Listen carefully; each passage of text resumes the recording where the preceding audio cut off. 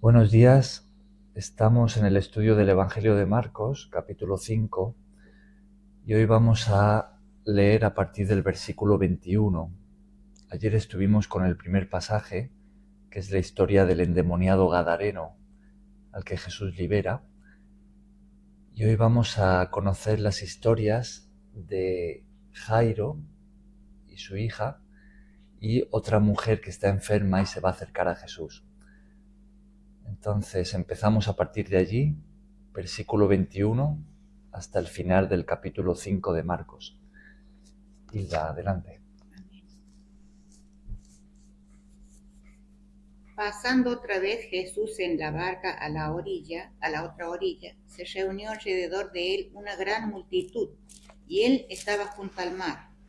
Y vino uno de los principales de la sinagoga, llamando Jairo, y luego que le vio, se postró a sus pies, y le rogaba mucho, diciendo: Mi hija agoniza, ven y pon las manos sobre ella para que sea salva y vivirá.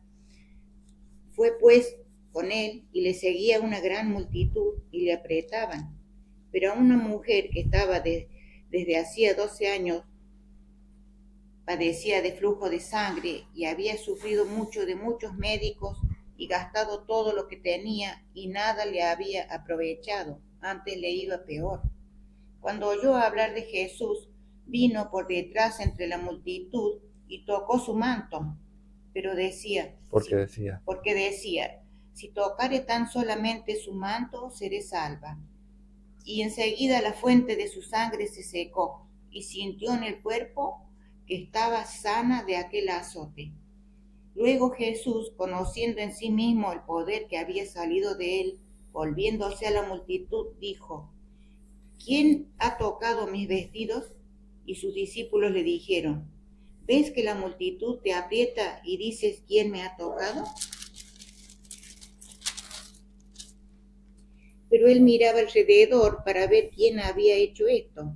Entonces la mujer, temiendo y temblando, sabiendo lo que en ella había sido hecho, vino y se postró delante de él y le dijo toda la verdad.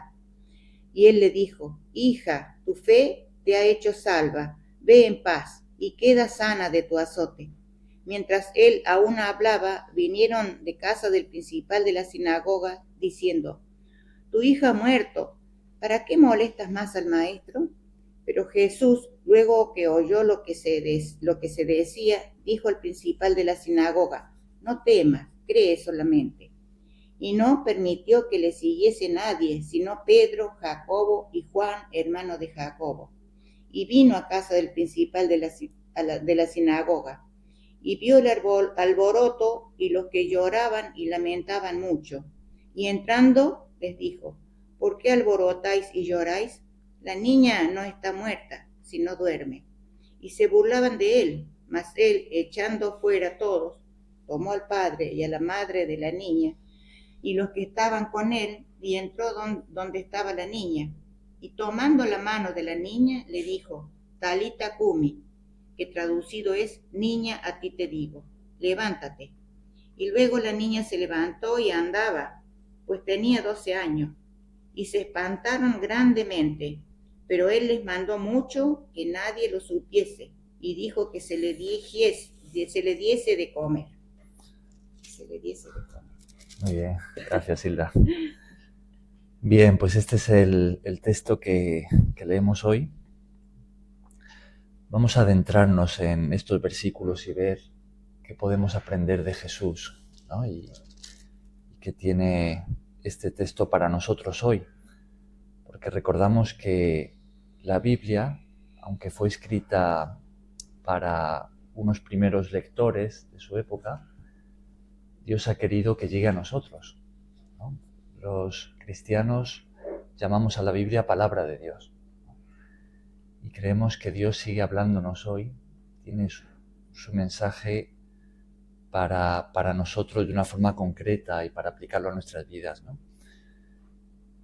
Bien, pues vamos a ver qué podemos aprender aquí acerca de Jesús y cómo podemos aplicar esto a nosotros. Bien, lo primero que me gustaría resaltar, que es algo que comentábamos ayer también, fijaos, por ejemplo, en el versículo 21, que dice que se reunió alrededor de él una gran multitud. Esto es algo que hemos ido viendo en los pocos capítulos que llevamos ya estudiados de Marcos. Hemos visto cómo las multitudes seguían a Jesús, ¿no? La fama de Jesús fue creciendo por lo que él hacía, y esto es algo que Marcos insiste en resaltar en su evangelio. Es el impacto que el ministerio de Jesús producía en la gente. Entonces hemos visto anteriormente varios versículos que nos dicen esto mismo, que la gente se admiraba, que las multitudes le seguían. Incluso, si os acordáis, leíamos que en ciertas ocasiones Jesús tenía que enseñar desde la barca porque toda la gente le quería tocar. Y se abalanzaban, los que estaban enfermos se abalanzaban sobre él, ¿no? Porque sabían que él les sanaba. Entonces Marcos insiste mucho en este impacto, ¿no? Que la enseñanza y el ministerio de Jesús producía en la gente. Entonces, una vez más, en este versículo 21, vemos una gran multitud que acude a Jesús, pero lo que vamos a ver aquí, lo que hemos leído, así como vimos en el pasaje anterior, es que Jesús se va a enfocar en individuos, ¿no? Pero no cualquier tipo de individuo. ¿Qué diríais que tienen en común Jairo y la mujer que va a tocar el manto de Jesús? Tenían mucha fe. Muy bien, esa es una cosa que sin duda tienen en común y es una clave aquí en este pasaje. ¿Qué más? ¿Qué tienen en común Jairo y la mujer que tocan el manto de Jesús? Parece que no eran judíos, ¿no? No, sí que lo eran. Sí. ¿Por qué buscan a Jesús? ¿Por qué? Tenían una necesidad. Tenían una necesidad. Y una gran necesidad. Si lo pensamos, casi que los vemos como desesperados, ¿no? Solo si nos tratamos de poner en la piel de Jairo, lo que significa perder un hijo o una hija, ¿no? Seguramente es lo peor que le puede pasar a una persona, ¿no? Es que le digan, oye, tu hija de 12 años se ha muerto o está a punto de morir, ¿no? Entonces, Jairo es un hombre desesperado con una gran necesidad. Y la mujer que toca el manto de Jesús también, porque nos dice que llevaba enferma muchos años, ¿no? 12 años. 12 años. Y además Marco insiste en mostrarnos acerca de ella que había gastado mucho para estar bien, pero que no le había servido, que le iba peor, ¿no? Entonces son dos personas muy necesitadas. Y son estas dos personas en las que Jesús se va a enfocar, ¿no? O podríamos decir quizá más bien a las que Jesús va a acudir en base a la petición que recibe, ¿no? de ayuda. Entonces, lo primero que me gustaría resaltar es eso, es que el amor de Jesús es individual. Aunque Jesús era un hombre de multitudes, su amor es personal, ¿no? Él se fijaba también en el individuo. Entonces vamos a verle que a pesar de que él tenía tanta fama y tanto trabajo y tanta gente acudía a él era capaz de pararse con una sola persona que tenía una necesidad y acudir a ayudarle, ¿no? Así es el amor de Dios, es un amor personal. ¿Cómo podemos traer esto a nosotros?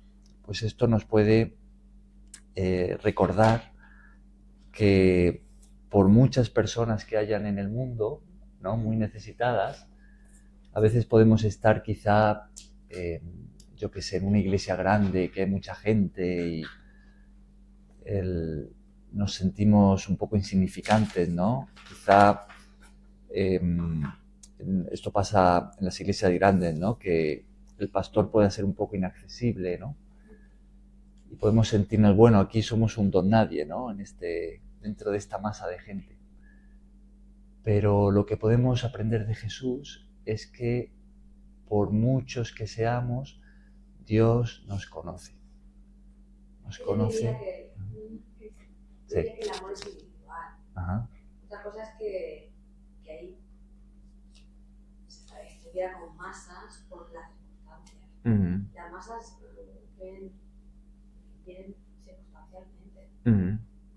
Vale. Sí, así es. Muy bien. Pero a pesar de esas masas, el amor de Dios es personal, ¿no? Él nos conoce y se fija en nosotros. ¿Os acordáis de algún versículo o alguna frase que haya dicho Jesús que nos muestre cuánto nos conoce Dios de forma personal? ¿Os viene a la mente algo así, un versículo en la Biblia, alguna? Pero, ¿de Jesús o un versículo? En general, Mira, sí. a mí me gusta mucho que dice, un corazón con Cristo y humillado no rechaza a Dios. Muy bien. Dando a Ajá. entender que realmente es un corazón agradecido, un corazón humillado ante cualquier adversidad. Que Dios no lo va a rechazar. No lo va a rechazar. Ajá. Muy bien, ese es un buen versículo. También, si os acordáis, Jesús dijo que Dios sabe incluso cuántos pelos tenemos en la cabeza, ¿os acordáis? Ajá, dijo, llegó a decirlo de esta manera, dijo, aún los cabellos de vuestra cabeza están contados, ¿no? O sea, esa es una forma. También hay otro versículo así, ajá, exactamente. Son frases que nos muestran precisamente esto, que el amor de Dios es personal y que Él nos conoce. Bien, entonces vemos en esta historia que Jesús llega a este lugar, acude a una multitud y entre la multitud un hombre necesitado, llamado Jairo, ¿no? Como vemos en el versículo 22. Ahora, ¿qué nos dice aquí el relato acerca de Jairo? ¿Quién era él? Versículo 22. Un principal de la sinagoga. Ajá, un principal de la sinagoga. Ahora, recordamos que la sinagoga era el lugar donde los judíos acudían el día de reposo para leer la escritura, había también un maestro que le iba a enseñar, ¿no? Para adorar a Dios. También se utilizaban como escuelas para los niños. Y por lo general, los que enseñaban en la sinagoga pues eran rabís o rabinos, eran maestros, ¿no? Y muchos de los maestros eran escribas. Y gran parte de los escribas eran fariseos, ¿no? Entonces, es muy probable, al decir aquí que Jairo era uno de los principales de la sinagoga, es muy probable que él fuese un escriba fariseo, ¿no? Ahora, ¿qué hemos aprendido en los capítulos anteriores acerca de la relación entre Jesús y los fariseos? ¿Diríais que era una relación buena? No, para nada, ¿no? Había mucha tensión. Ellos perseguían a Jesús. De hecho, los fariseos son los que más se iban a oponer a Jesús, le iban a rechazar. ¿Por qué? Pues el Evangelio lo explica, porque ellos en realidad eran hipócritas y estaban más interesados en el poder, en la posición que tenían, en la influencia que ejercían ante el pueblo, incluso en el dinero, que en realmente hacer la voluntad de Dios y agradarle, ¿no? Entonces, cuando el Mesías prometido llega a la tierra, estos hombres que supuestamente conocían también las profecías y la escritura y que se presentaban ante el pueblo como los guardianes de la ley, son los que van a rechazar de lleno a Jesús, ¿no?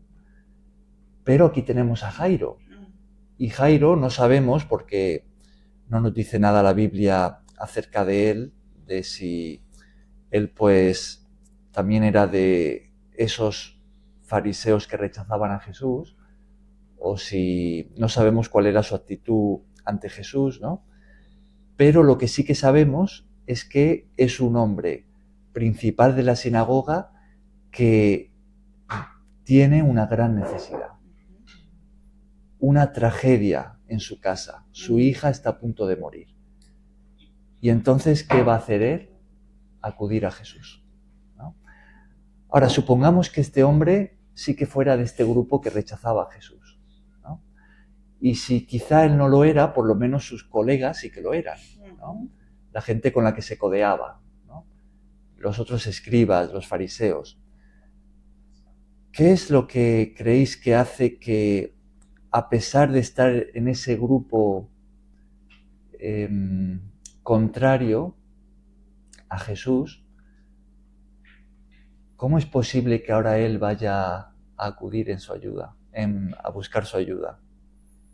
La gran necesidad que tenía él por su hija, aparte algo de fe tendría que haber tenido, haber visto todo lo que Jesús hacía, los milagros. Ajá. O sea, sí. Acá la necesidad. Y más adelante tiene una conexión con la mujer que dice que ya había agotado todos los recursos. La mujer dice que había agotado todos los recursos económicamente, que había ido médico. Este hombre, como probablemente no lo dice, pero es muy probable que haya agotado todos los recursos, porque dentro de la sinagoga capaz habían pedido, habían orado, habían hecho de todo. Y es muy probable que capaz Jairo ya había escuchado de Jesús. Es mi hija, no la voy a dejar morir. Claro. No me importa si este hombre es contrario a lo que yo pienso, a lo que dicen mis amigos, que él puede ser. Pero es mi hija, no la voy a dejar morir. Claro. Voy a intentarlo. Digo yo, como padre, en la posición de Jairo. Y no me importa que digan los que están conmigo. Lo que quiero es que se salve. Y no me importa quién sea este Jesús del que habla, si es o no es. Lo que quiero es que mi hija se salve. Claro. Sí. ¿Creéis que pasa, que esto es algo natural del ser humano, que hay muchos que dicen no creer en Dios, pero que cuando la necesidad llega se acuerdan de Él? Somos vulnerables, nos acordamos que hay. Claro. Hay una... Ya no importa lo que habían dicho. Hay una frase que dice que cuando un avión se va a caer, allí no hay ateos. ¿No? Claro. Es decir, cuando la necesidad llega, ¿no?, y toca la puerta, o cuando tenemos la muerte delante de nosotros, ¿no?, la muerte lo que hace es ponerlo todo en perspectiva, ¿no? Cuando la muerte la vemos de frente, entonces ahí uno piensa, ¿no? Dice, oye, ¿qué va a pasar después, no? ¿Me voy a encontrar con Dios? Y uno se acuerda, ¿no? Entonces, eso es lo que tiene la necesidad. Ahora, esto tiene una gran enseñanza para nosotros, porque esto lo que nos muestra es que detrás de la necesidad, detrás del sufrimiento, de la tragedia, puede haber un propósito, ¿no? En el caso de Jairo, quién sabe si él se hubiese acercado a Jesús si no le hubiera pasado esto a su hija, ¿no? Quizás se hubiera quedado siempre en ese grupo antagonista, ¿no?, de fariseos y escribas que iba a rechazar a Jesús. Pero la necesidad le hizo acudir a Jesús. Entonces podemos ver un propósito. Dios permitió esa enfermedad en su hija para que este hombre y su familia fuesen salvos. Ahora, esto nos debe hacer reflexionar. Cuando nosotros, incluso como cristianos, que ya conocemos a Jesús, pasamos por problemas, pasamos por situaciones que no nos gustan, que nos ocasionan dolor, quizá por tragedia, deberíamos de pensar en cuál es el propósito que hay detrás de esto. ¿Hay algo que Dios quiere hacer en mí, en mi familia? ¿Hay algo que Dios tenga en mente por el que me permita pasar por esto? Si encaramos así la adversidad, pues podemos sacarle provecho. Que permita que demos la gloria. Claro. Yo recuerdo en algunos momentos muy difíciles que yo he pasado en mi vida, por problemas de salud que me llevaron a pasarlo bastante mal, la verdad, que Dios utilizó eso para acercarme a Él como nunca antes, ¿no? Y cambió mi relación con Él. Entonces, hay un propósito. Pero mucho de que ese propósito se vaya a cumplir o no depende de nuestra actitud frente a esa necesidad, ¿no? En el caso de Jairo, vemos que él hizo algo muy importante, que es acudir a Jesús. Decidió de ir a buscarlo, por más que haya oposiciones. Claro. Él no le importó nada, ¿no? Ni el qué dirán de sus amigos y de su círculo, sino que acudió a Jesús, ¿no? Se acercó a él. Sí, Larisa. Мне поможешь сказать, Мира, видимо, этика и эстетика Иисуса. Bien, ¿cómo responde Jesús a Jairo? Fijaos que Jairo viene, y además este también es un detalle interesante, nos dice el versículo 22 y 23, que se postra a los pies de Jesús.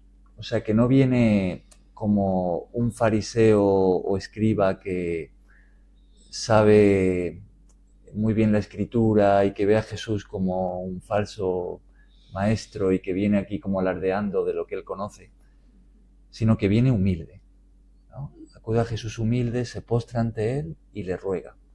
Pero ¿cómo responde Jesús? Versículo 24. Se fue con él. La respuesta de Jesús es muy sencilla. Nos dice, fue pues con él, ¿no? ¿Qué podemos aprender aquí de Jesús? ¿Cuál es la disposición que él tiene ante la necesidad, incluso aunque venga de personas, vamos a decir, catalogadas como enemigos? ¿Cuál es la postura de Jesús? Misericordia que tiene. No le importaba si era fariseo o era judío, él no le importaba la vida de la hija de Jairo. Esto es lo que vemos del carácter de Jesús. Vemos compasión, ¿no? Viene una persona con una necesidad, da igual si es el principal de la sinagoga, si es un centurión, si es una persona de mala reputación, sea quien sea. Viene alguien con una gran necesidad y Jesús acude a ayudar. No hace acepción de personas. No hace acepción de personas. Entonces, esto es lo que nos muestra esta respuesta de Jesús. Nos muestra compasión. El amor. Empatía. Ahora, ¿cómo podemos aplicar esto a nosotros? Pues si lo pensamos, nosotros estamos en una ONG donde continuamente vienen personas necesitadas, ¿no? Ya sea para pedir comida, quizá pidiendo información de cómo pueden entrar en la lista, quizá para pedir un bocadillo, para pedir ropa. Ayer mismo se cayó una señora y se dio en la cara, la tenía sangrando, ¿no? Y nos pidió de llevarla al centro de salud. O sea, en la ONG Dios nos ha puesto en un lugar donde estamos de primera mano con la necesidad. Y nosotros se supone que estamos allí como discípulos de Jesús. Es decir, que hemos respondido al llamado de Jesús para aprender de él, imitarle y servirle de una forma que le represente bien, ¿no? Entonces, si de nuestro maestro aprendemos esto, que él reaccionaba así ante la necesidad, ¿qué es lo que creéis que él espera de nosotros? Que también hagamos lo mismo. Es decir, que cuando venga una persona necesitada, estoy hablando de la ONG, pero en realidad esto lo podemos extender a la vida, ¿no? Dios espera de nosotros que respondamos a esa persona de la misma manera que Jesús lo haría, ¿no? Es decir, Dios quiere ver en nosotros compasión, ¿no? Eso es lo que podemos aprender de esta historia. Ahora, aquí hay un detalle interesante también. ¿Creéis que es importante? Porque claro, aquí simplemente nos dice que Jesús fue con él, ¿no? Estamos hablando de responder a la necesidad, pues viendo de qué manera podemos ayudar. Pero ¿creéis que es importante también la forma en la que ayudamos a alguien? Por ejemplo, la manera en la que le hablamos, en la que... Sí, por supuesto, también, ¿no? la actitud es... La persona va a sentir el amor, ¿no? Sí. No es lo mismo que yo llegue a mi casa, por ejemplo, y vaya con unas flores hacia mi esposa y le diga, toma amor, te traje esto, a que le diga, toma mi amor, te traje esto. Claro, hay una diferencia, ¿no? Son flores. Claro. pero Las flores la están, actitud ¿no? es Pero, distinta. claro. No es lo mismo La que actitud. la actitud con la que nosotros ahorita lo hemos vivido. Ha sido distinto como nos han recibido aquí con el amor de Cristo. A otro lado donde fuimos a tocar y sí, nos abren, pero a veces nos abren con una patada. Claro. Es como o te abrazo, pero tengo espinas. Entonces esto duele, pero vamos, Claro. ¿sabes? Entonces, que Dios nos ayude en la ONG a que cuando venga alguien pidiendo ayuda, no solamente le demos la ayuda, un pan, un bocadillo, información, lo que sea, sino que lo hagamos de una forma que muestre el amor de Jesús, que muestre su compasión, ¿no? Bien, entonces vemos que Jesús se va con Jairo y se va con la intención de sanar a su hija, ¿no? Pero en el camino acontece algo. ¿Quién entra en escena? La mujer enferma de flujo. ¿Qué es eso de flujo de sangre? ¿Qué tipo de padecimiento tenía esta mujer? Tenía una hemorragia. ¿Una hemorragia? Estaba viva. ¿Cómo seguiría viva 12 años botando sangre? Una vida difícil, ¿no? Si lo pensamos. Debería haber estado Muy débil. Débil. Si dice que se estaba arrastrando era porque estaba muy, muy, muy débil. Claro, es que 12 años botando sangre. Con anemia, una gran anemia, Anemia. seguramente, ¿no? Sin fuerza. La anemia da mucha debilidad, Sí. claro. Entonces vemos una mujer que está como en las últimas, seguramente, ¿no? Y que encima nos dice de ella, como recordábamos antes, fijaos el versículo 26. Dice, había sufrido mucho de muchos médicos y gastado todo lo que tenía. Una mujer que se había vuelto pobre, ¿no? Y nada había aprovechado. Antes le iba peor. Esta es la condición de esta mujer. Estaba agonizando también. Ya no podía más. Pero en el versículo 27 nos dice que oyó hablar de Jesús.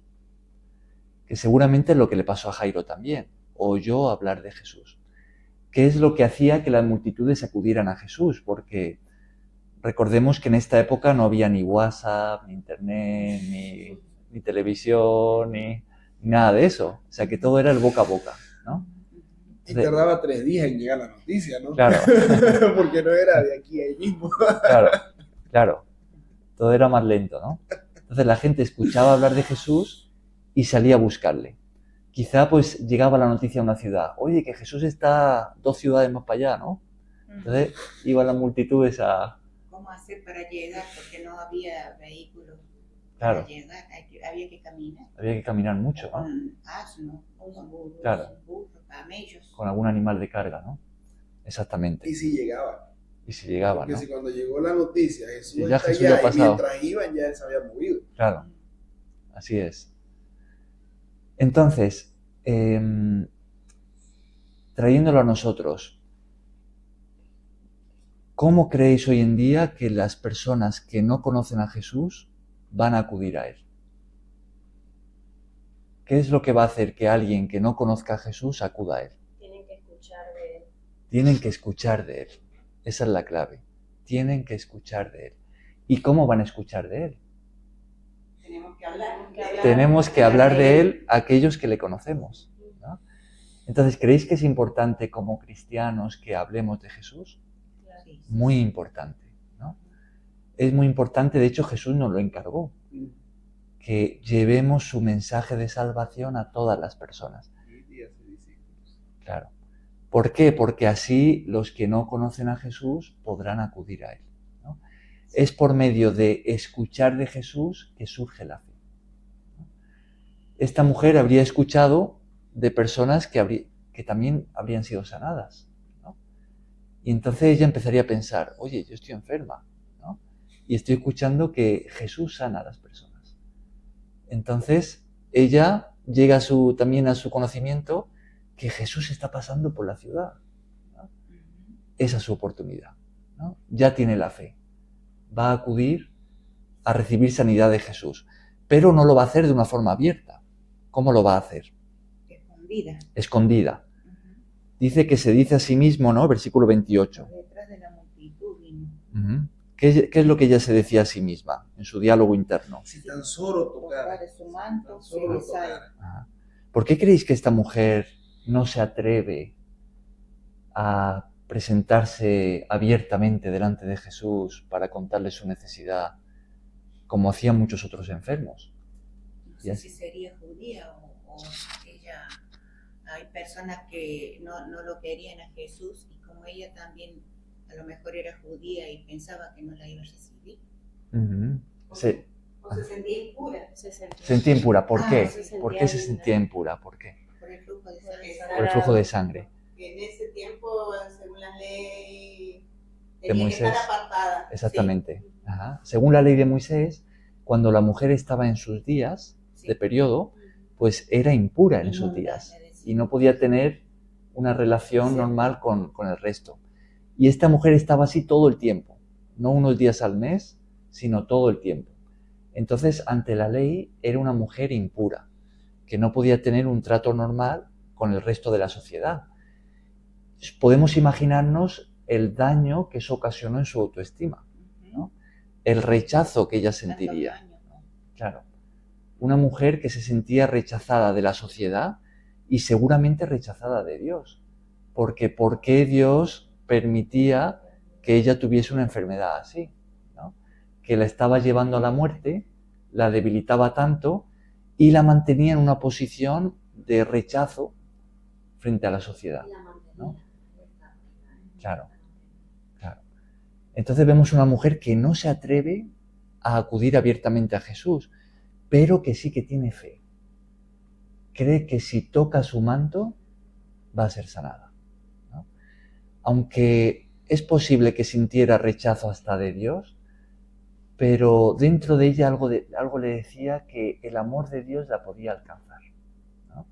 Si tan solamente tocare su manto, seré sana. Me llama la atención que eso, ella dice que si solo tocara su manto, a lo mejor otros no, pero ella como que se lo decía ella. Es verdad que es para Jesús, ¿no? Que lo haga. Ella si solo tocara su manto, mientras que ella, no sé, nosotros por lo menos no conocemos de otros que solo tocándole, no sabemos en general, sí, en general, pero bueno, esta es una más. Sí, el caso, la forma en la que lo hace, ¿no? Sí. Ajá. Entonces es lo que va a hacer. Se acerca a Jesús de una forma escondida. Cuando está lo suficiente cerca, estira el brazo y toca su manto, ¿no?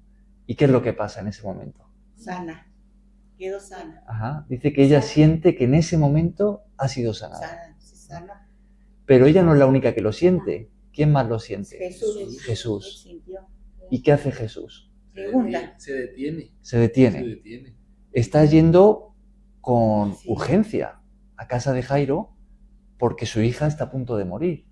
Pero de pronto se detiene, ¿no? Jesús siente algo. Y dice, ¿quién me ha tocado? ¿Y cómo reaccionan los discípulos? Con toda la gente que Versículo 31. Ajá.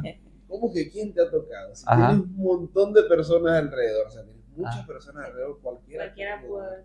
ves que la multitud te aprieta y dices, ¿quién me ha tocado? Ajá. Versículo 31, ¿no? Sí. Ves que la multitud te aprieta. Fijaos que los discípulos muchas veces vemos como esa incomprensión, ¿no? Que no entienden a su maestro, ¿no? Es como, Jesús, ¿qué es lo que... ¿Qué estás haciendo? Y le dicen así, ¿no? Dice, oye, casi como si sintieran vergüenza ajena, ¿no? Los discípulos. Y como Jesús se para, pregunta a la multitud, ¿quién me ha tocado, no? Y los discípulos se sienten como... Y le dicen a Jesús, casi como reprendiéndolo, ¿no? Dice, oye, ¿ves que la multitud te aprieta? Es decir, muchísima gente estaba tocando a Jesús. En ese caminar, que apretaban a Jesús, tanta gente junta, pues mucha gente le tocaba, porque estaban ahí, el brazo, el codo. Pero no era porque Jesús no sabía quién le había tocado. Ajá, Él quería que la mujer hable. ajá. Y lo Interesante. increíble es que la mujer ni siquiera lo tocó directamente, sino que tocó su manto. O sea, la multitud lo tocaba a él, pero la mujer no, ella tocó su manto. Y aún así él lo sintió. Ajá. Bien, entonces, si tanta gente tocaba a Jesús, ¿qué hizo la diferencia entre el toque de esa mujer y el toque de la multitud? ¿Qué hizo la diferencia? Él sintió que le salió la energía. Ajá. De él salió la energía. Pero ¿qué diferencia había entre el toque de la mujer y el toque? ¿Por qué con los otros toques no salía ese poder sanador? Ellos no vinieron para sanarse, no tenían tanta fe. Ajá. Y ella vino a sanarse, estaba persuadida que eso le va a sanar. Uh-huh. Que conoce la necesidad de cada persona.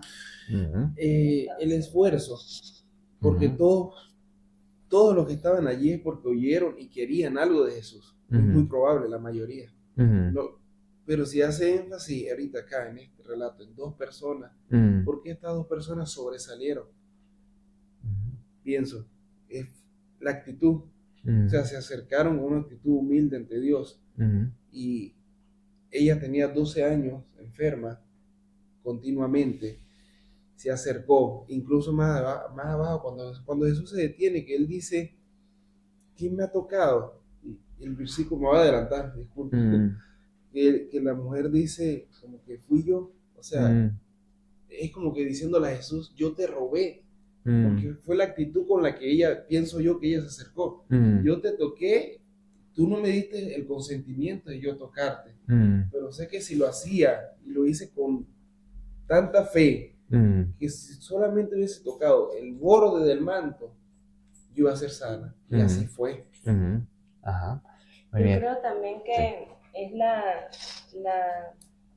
todo hemos dicho aquí, ellos tenían la certeza de que Jesús los iba a sanar. Por lo menos Jairo decía, pon tus manos sobre ellas para que sea salva y vivirá. Él estaba seguro de que iba a pasar. Y la mujer estaba segura de que si tan solo tocara su manto, ella iba a ser sana. Quizás muchos de los que estaban ahí estaban por curiosos, iban a ver o no tenían la seguridad de que sí, como lo tenían ellos, la certeza de que Jesús iba a obrar y Jesús iba a sanar. Ajá, interesante. Fijaos en la respuesta que Jesús le da a la mujer, cuando ya la mujer, pues, delante de todos cuenta lo que ha pasado. Versículo 34, ¿qué es lo que Jesús le dice? Hija, tu fe te ha hecho salva. Ve en paz y queda sana de tu asunto. Ajá. Fijaos, ahí está la clave. Este es el tema principal de este pasaje que hemos leído. Es la fe, ¿no? Es que el toque de la mujer fue un toque de fe, ¿no? Y por eso sobresalió en esa multitud. Eso es lo que diferenció ese toque del resto, ¿no? Es un toque de fe. Y eso es lo que va a resaltar Jesús. Tu fe te ha hecho salva. Ve en paz y queda sana de tu azote. Pero es lo mismo que Jesús va a enseñarle a Jairo.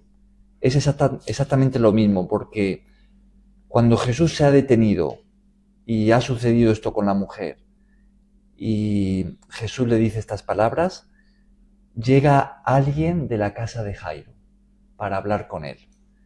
¿Qué es lo que le dicen a Jairo? Versículo 35. Mientras él aún hablaba, vinieron de casa del principal de la sinagoga diciendo, tu hija ha muerto, ¿para qué molestas más al maestro? La tragedia, ¿no? La esperanza de Jairo, que pendía de un hilo, ¿no? Acudió a Jesús quizá como ese último recurso para que su hija no muriera, y de pronto llega la noticia, tu hija ha muerto, ¿no? Ya no hay nada que se pueda hacer, le están diciendo, ¿no? Ajá. ¿Qué pensáis que pasaría por la mente de Jairo en ese momento? Desesperación. Perdí el tiempo. Ajá. Jesús no se ha dado prisa lo suficiente. Sí, pero también era secundario su dolor, me imagino. Ajá. Dolor, ¿no? Es como... Una cosa todo el maestro. Lo he intentado, pero demasiado tarde, ¿no? No hay nada que se pueda hacer. Sin embargo, ¿qué es lo que hace Jesús? Versículo siguiente. Pero Jesús, luego que oyó lo que se decía, dijo al principal de la sinagoga, no temas, cree solamente. Este es el versículo clave de este pasaje.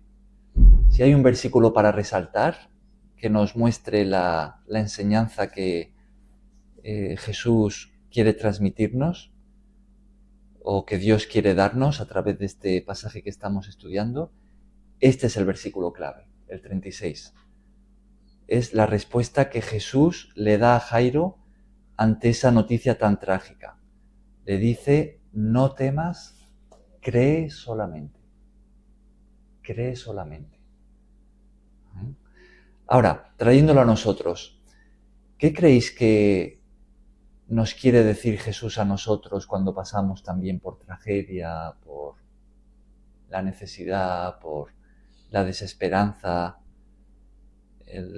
cuando los problemas se vuelven tan agobiantes y nos llevan a sentirnos como quizá Jairo se estaba sintiendo en ese momento? ¿Qué creéis que Jesús nos diría a nosotros? Nos llama a creer. Exactamente, ¿no?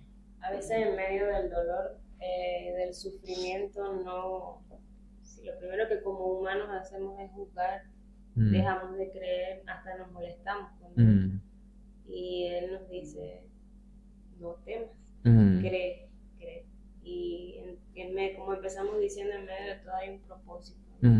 Aunque en medio del dolor no lo veamos, ese propósito se va mostrando. Si creemos. Ajá.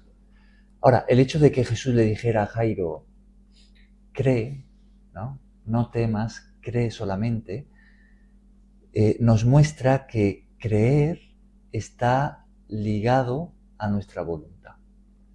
Es decir, que podemos escoger creer.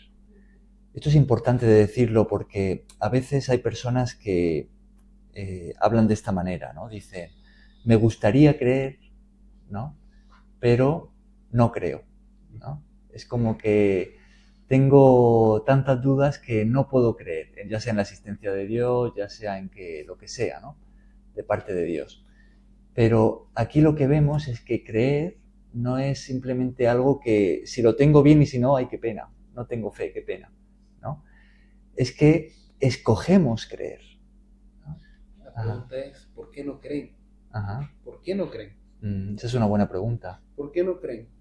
¿Por qué actualmente, o en este tiempo, nos los trasladamos? Los tiempos, pudiésemos decir que los tiempos han cambiado un poco, pero Dios no.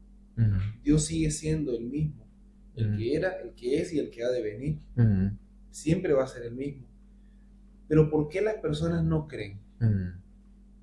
¿Por qué? Porque, opinión, muchas veces ese evangelio que nosotros presentamos, este Jesús que nosotros presentamos, no viene lleno realmente de un testimonio y un Jesús lleno de poder. Jesús donde llegaba, la gente se acercaba esperando un milagro. Nosotros como cristianos donde lleguemos, Dios tiene que estar presente, Jesús tiene que estar presente, los milagros deben estar presentes. Debe haber una respuesta, una acción. No es solamente decir soy cristiano y quedo en la... Ya, o sea, veo la necesidad y me quedo entre brazos cruzados. Si, tal vez no tenga la solución, no tenga los medios, pero sabemos que quién los puede tener. Y eso es lo que está esperando la persona. Sí, un punto interesante, ¿no? Así es. Ahora, otro detalle aquí que me gustaría resaltar es nuevamente el contraste que Jesús hace entre el temor y la fe, ¿no? Dice, no temas, cree solamente. Es decir, Jesús nos presenta el temor y la fe como fuerzas opuestas, ¿no? Si Jairo se llenaba de temor, su fe iba a disminuir, ¿no? Iba a perder la fe. Pero si en vez de eso escogía creer y confiar en Jesús, entonces su temor iba a disminuir, ¿no? Entonces es o lo uno o lo otro, ¿no? O fe o miedo, ¿no? A veces tenemos miedo, y eso es muy natural, pero Jesús nos invita a creer, a confiar, ¿no? A confiar en Él. Y si confiamos en Él, el temor va a ir disminuyendo. En la medida en la que la luz entra, la oscuridad se disipa, ¿no? Entonces, esa es lo que Jesús le dice a Jairo. no temas, cree solamente. Bien, ¿cómo termina esta historia? Jesús llega a casa de Jairo, ¿y qué es lo que se encuentra allí? Un alboroto. Había un alboroto. Un alboroto. Uh-huh. Porque, bueno, leo completo. Y no permitió que le siguiese nadie, sino Pedro, Jacobo y Juan, hermano de Jacobo. Y vino a casa del principal de la sinagoga y vio el alboroto, y a los que lloraban y lamentaban mucho.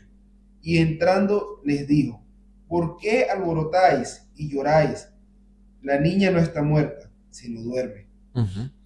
En esa época, cuando moría alguien, se contrataban a personas que llorasen y que hiciesen ese alboroto, ¿no? Era como parte del luto y se contrataba como a esos endechadores profesionales, ¿no? Que van a estar ahí llorando y... Pero serían actores. Claro. Claro. Porque llorar sin sentirlo es tan fácil.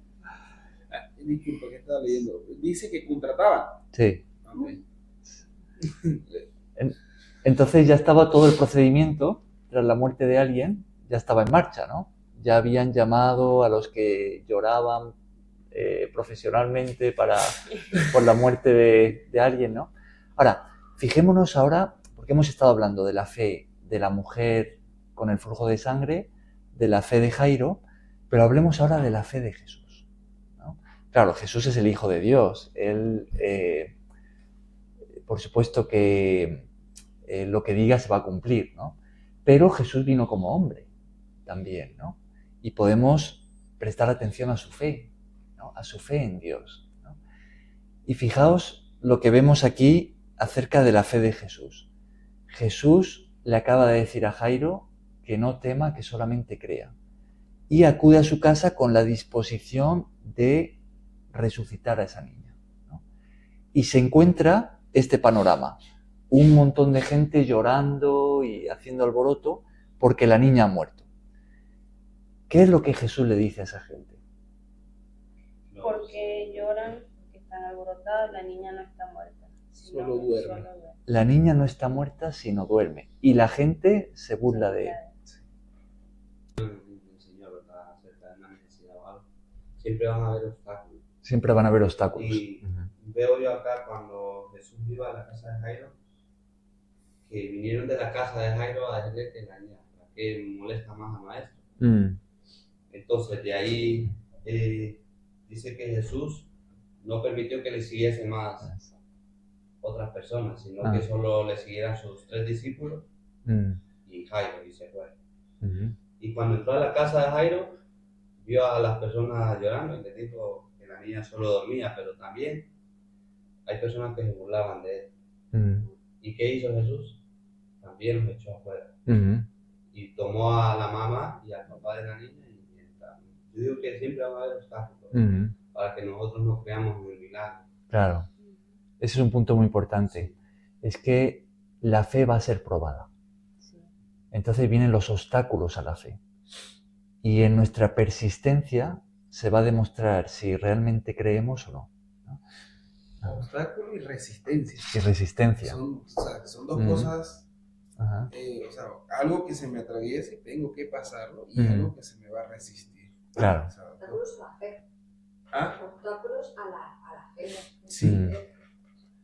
Entonces, trayéndolo a nosotros, cuando acudimos a Dios en nuestra necesidad para recibir ayuda de parte de Él, conociendo su corazón compasivo, es posible que esa fe que tenemos se enfrente a esos obstáculos o a esa resistencia, ¿no? Entonces, ¿qué es lo que podemos aprender de aquí? Persiste. Persiste confiando en Cristo, porque toda confianza en Dios será recompensada. En el Salmo dice, dichoso el hombre que confía en Él. Y también dice una escritura, no serán avergonzados cuantos en Él confían, ¿no? Entonces, esa es la palabra, persiste. Persiste confiando en Dios. Y Dios responderá. Bien, entonces finalmente, y terminamos así, Jesús hace el milagro. Se dirige a la niña y le dice de una forma muy sencilla y directa: niña, a ti te digo, levántate. Y la niña se levanta. El espíritu vuelve a esa niña, ¿no? Y resucita. Podemos imaginarnos el gran asombro y la gran alegría de los padres de la niña, que esa inmensa tristeza fue cambiada en inmensa alegría. ¿Por qué? Por Jesús, ¿no? Jesús cambió la tragedia por una gran felicidad, por una fiesta, ¿no? Ajá. El llanto en gozo. Uh-huh.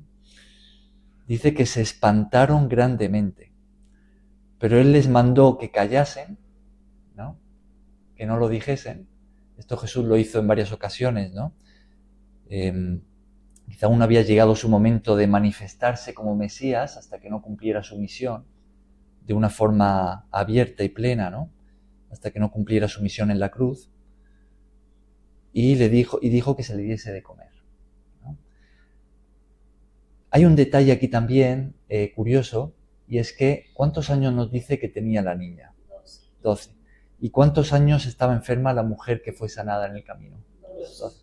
Es decir, que el año en el que nació esta niña fue el mismo en el que enfermó esa mujer. Y las dos historias se van a cruzar, ¿no? En este día, con Jesús, ¿no? ¿Tendrá algún significado el número 12?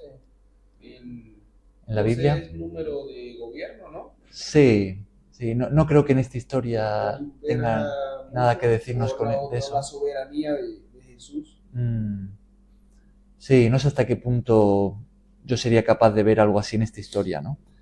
Pero sí que es verdad que es un número que representa el gobierno, ¿no? Yo cuando veníamos caminando, veníamos leyendo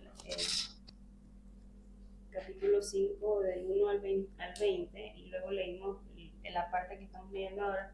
A mí me surgió una interrogante, que es que en la historia anterior el endemoniado gadareno, Jesús le dice al endemoniado que fue salvo, ve a casa y cuéntale a los tuyos cuán grandes son las cosas que el Señor ha hecho contigo, ¿verdad? A él le envía que lo cuente. Más al final de esta historia, él les pide que no digan nada y que esto se mantenga en secreto. Entonces me surgió esa el contraste, duda, ¿no? ¿Por qué a él le pide que cuente cuán grande es el Señor? Más cuando hace este milagro que es tan sobrenatural, les dice no lo cuenten. Entonces, tengo esa duda, sí, es un punto interesante. Hay un detalle que comentábamos ayer con esa historia, y es que, claro, Jesús atraviesa el mar de Galilea y llega a esa población que se llamaba Gadara, ¿no? Que es donde se va a encontrar con este endemoniado gadareno, al que Jesús va a liberar. Y esa población formaba parte de la provincia de Decápolis, que se encuentra al otro lado, en la parte más oriental del mar de Galilea, ¿no? Entonces, Jesús acude allí, podemos imaginarnos, para continuar con su misión de viajar por los pueblos, por las ciudades, predicando, ¿no? Sanando y demás, pero solo puede llegar hasta la orilla, porque cuando hace esta liberación, la gente sale y le pide que se vaya, ¿no? ¿Por qué? Porque tienen miedo, porque han visto que los demonios han entrado en los cerdos se han precipitado, claro, han visto cosas raras, tienen miedo y le piden a Jesús que se vaya. Ahí tenía yo mi duda, justamente también cuando venía yo le preguntaba, ¿a quién? O sea, en la lectura dice que sí, se acercaron y le dijeron que se fuera. Y yo le preguntaba, nos hacíamos la pregunta, ¿a quién le dijeron que se fuera? ¿Al endemoniado o a Jesús? A Jesús. Okay. Sí. Entonces, lo que comentábamos ayer es que, por un lado, que el amor de Dios es caballeroso, en el sentido en el que no fuerza su entrada, ¿no? Si piden que se vaya, pues se va a ir, ¿no? O sea, Dios solamente entra en una persona cuando se le abre la puerta, ¿no? Pero al mismo tiempo decíamos que el amor de Dios es insistente. Entonces, Jesús se va a marchar, pero va a dejar un delegado, ¿no? Entonces, ese hombre que ha recibido un milagro de parte de Jesús, que su vida ha sido transformada, Jesús le va a decir, vale, yo sé que a mí me están pidiendo que me vayan porque tienen miedo de lo que ha pasado, pero yo sé que sus corazones se van a abrir cuando escuchen esta historia. Entonces le deja allí y nos dice que él no solamente en Gadara, sino que por toda Decápolis, por toda la provincia, fue publicando lo que Jesús había hecho con él, ¿no? Entonces yo lo veo de esa manera, ¿no? Yo veo como que Dios, que amaba a esa gente y que entendía que por ese temor le pedían que se fuera, iba a dejar a alguien, ¿no?, que contase la historia de Jesús para... Y no cualquier alguien, era un alguien que ya lo conocía, ¿no? Claro. Por loco, Así por es. endemoniado, o sea, era un alguien que nadie lo quería, donde lo veían le iban a correr, y que ahora, ¿qué pasó? Está sano. Claro. Pero como norma general, ahora yendo a este otro milagro que Jesús le dice que no lo cuenten, que no es la única vez, lo vemos varias veces en el Evangelio, como norma general vemos a Jesús haciendo mucho esto, ¿no? A mi modo de entender, porque Jesús tenía que completar su misión de ir a la cruz antes de revelar plenamente en Israel que era el Mesías. Porque, por ejemplo, vemos en otra situación donde nos dicen que quisieron apoderarse de Jesús para hacerlo rey, ¿no? Pero Jesús no había venido a eso en ese momento, ¿no? Entonces, él tenía que llegar a la cruz, no que la nación lo cogiera y lo hiciera rey, ¿no? Entonces, él, muchos de estos grandes milagros, le decía a la gente... No será también por no sería la circunstancia, sino, digamos, el público, por llamarlo así, que son dos públicos distintos. O sea, acá en el endemoniado de Gadareno era una ciudad, y aquí estaba con un público que se sabe que estaban rodeados de los fariseos, de los escribas, y probablemente quizás Jesús como que no quería que dentro de esto se corriera la voz. Puede ser. Puede ser, o sea, habría que... son detalles a tener en cuenta. Luego también hay un aspecto logístico, porque en otra de las ocasiones donde vemos que Jesús le dice, creo que fue cuando sanó al leproso, que no lo diga nadie, nos dice que sale el leproso, se pone a publicarlo, ¿no? Y entonces nos dice que como consecuencia Jesús ya no podía entrar abiertamente en las ciudades, sino que se tenía que quedar fuera y las multitudes venían a él. Entonces también hay un aspecto logístico, ¿no? Claro, decir que resucitó a una persona, o sea, claro. Sí, crear como que caos, preguntas, incertidumbre, incluso temor en algunas personas. Por ejemplo, cuando resucita a Lázaro, en Juan 11, nos dice que como consecuencia, porque claro, la voz corre, ¿no? Como consecuencia, los fariseos, los enemigos de Jesús, se empeñan más en decir, oye, tenemos que quitárnoslo de medio, hay que matarlo, ¿no? Tanto a Jesús como a Lázaro. Eso es lo que leemos en Juan 11 y 12, ¿no? Consecuencia de eso, ¿no? Bien, lo dejamos aquí, cerramos con esto, y como hemos terminado el capítulo 5, el próximo día, si Dios quiere, lo que podemos hacer es lo que solemos cuando terminamos un capítulo, y es que todos aquellos que lo deseen pueden compartir algo de este capítulo, algo que les haya hablado a nivel personal, que hayan aprendido, que quieran destacar, y después ya pues empezaríamos con el siguiente.